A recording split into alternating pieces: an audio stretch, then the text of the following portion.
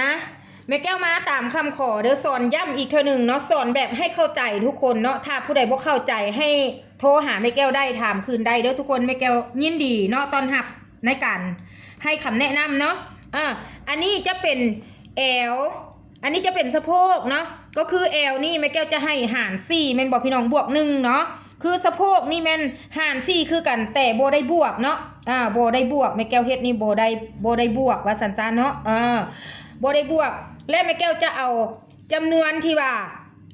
เอลของลูกค้านี้เนาะมาหารกับเสือกวัดของเฮานี่แหละทุกคนเนาะแม่แก้วจะเอาแบบนี้แบบง่ายๆเลยทุกคนสอนแบบจับมือทำแบบง่ายๆเป็นไว้เนาะพี่น้องวันนี้เอล29เป็นบอยแม่แก้วจะเอา7 เอา4นี่มาหารใส่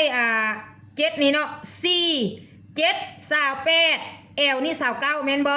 เนาะเฮ็ดเอาได้มันสิฮอด29เนาะเพราะว่าเฮาหารนี่มันได้7เนาะ4 7 28แล้วเฮาอยากได้ให้มันฮอด29ก็คือเฮาเพิ่มนะเพิ่มตะเบียดตัวนี้เนาะตัวนี้เขาเอิ้น1ตะเบียดตัวนี้เขาเอิ้น2ตะเบียดพี่น้องเนาะ1ตะเบียดตัวนี้มันซ้ำครึ่งนึงของนิ้วเฮานี้เนาะเสือกวัดนี่เป็นนิ้วเด้อแม่แก้วไล่นิ้วเด้อเนาะ4 7 28เฮาอยากได้ฮอดให้มัน29เฮาบวกใส่2ตะเบียดนี่เป็น29พี่น้องเนาะเป็น29เนาะได้7นิ้วกับ2ตะเบียดเนาะเพิ่นบอกว่าบวกอีก1นิ้วแม่นบ่เป็น8กับ2ตะเบียดพี่น้องเนาะอันนี้คือ8กับ2มิลคือสเปคของลูกค้านุ่งเนาะทุกคน